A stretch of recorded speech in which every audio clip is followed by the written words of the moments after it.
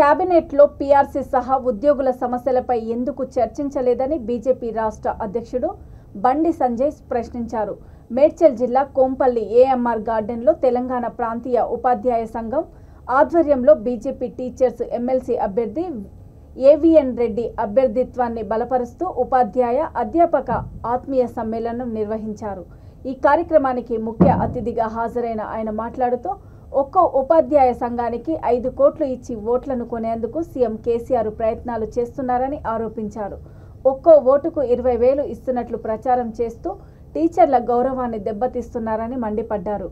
కవిత ఎంపీగా ఉన్న సమయంలో పార్లమెంటులో ఒక్కసారి కూడా మహిళా బిల్లు గురించి మాట్లాడలేదని అన్నారు. పార్లమెంటులో మహిళా బిల్లు కాపీలను చించిపారేసిన సమాజ్వాదీ పార్టీ ఆర్జేడీలను వెంటేసుకొని మహిళా బిల్లు కోసం దీక్ష చేయడం సిగ్గుచేటని వ్యాఖ్యానించారు. ఈ కార్యక్రమంలో మాజీ ఎమ్మెల్సీ రామచంద్రారావు, మోహన్ రెడ్డి తదితరులు పాల్గొన్నారు.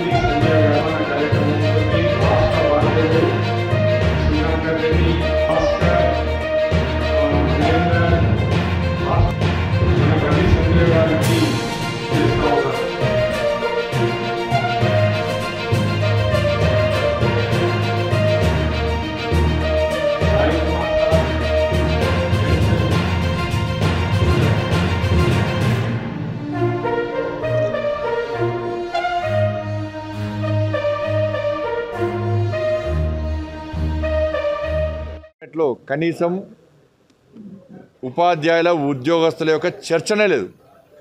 మిమ్మల్ని పూర్తిగా నిర్లక్ష్యం చేస్తున్నాడు. సరే, ఆ ఇచ్చిన హామీ కూడా నెరవేర్చాడు. పూర్తిగా నిర్లక్ష్యం చేసిండు. మీ ఉపాధ్యాయ సంఘ నాయకులని, టీఎన్జిఓ నాయకులని ఎందుకు మాట్లాడతలేరు? ఇది లాస్ట్ క్యాబినెట్, మళ్ళీ ఇప్పుడు నెక్స్ట్ జరిగేది లేదు. బడ్జెట్లో మాట్లాడలేదు, మీ గురించి మాట్లాడారు. ఇలా పీఆర్సీ గురించి చర్చ లేదు, డిఏల గురించి చర్చ లేదు, ప్రమోషన్ గురించి చర్చ లేదు, 317 జీవో గురించి చర్చ లేదు, 317 జీవో చర్చనే లేదు. ఏం చర్చ లేకుండా ఉంటే ఉపాధ్యాయ సంఘ నాయకులు ఏం చేస్తారు? ఇవాళ ఉపాధ్యాయులు ఎందుకు ఓటేయాలి? కాబట్టి మిమ్మల్ని నిర్లక్ష్యం చేస్తున్నాడు. ఇలా ఏవిఎన్ రెడ్డి గారు గెలవకుంటే, భారతీయ జనతా పార్టీ గెలవకుంటే 317 జీవోను మీరు సమర్థించినట్టే, ముఖ్యమంత్రి సమర్థించినట్టే.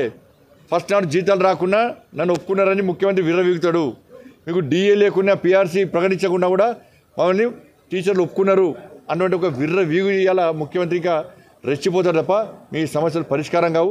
హిందీ పండితులు, తెలుగు పండితులు ప్రమోషన్ లేవు, బదిలీ లేవు, రిక్రూట్మెంట్ లేదు, ఎంఈఓ లేరు, హెడ్ మాస్టర్ లేరు, ఆ పాఠశాల కనీస సౌకర్యాలు లేవు, చాక్ పీసులకు పైసలు లేవు, స్కావెంజర్ లేరు, అన్ని సౌకర్యాలు లేకుండా ఇట్లా. కాబట్టి అన్ని సమస్యల పరిష్కారం కావాలంటే భారతీయ జనతా పార్టీ బలపరుస్తున్న అభ్యర్థి భారతీయ జనతా పార్టీ అభ్యర్థన ఏవిరెడ్డి గెలిపించండి.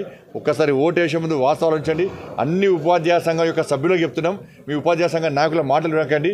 సంఘం సభ్యులు ఓటు వేసే ముందు వాస్తవాలు ఆలోచించి మీ ఫస్ట్ జీతాలు వస్తున్నాయి ఒక తెలుసుకొని భారతీయ జనతా పార్టీ అభ్యర్థి ఏవిరెడ్డి గెలిపించాలని కోరుతా ఉన్నాను.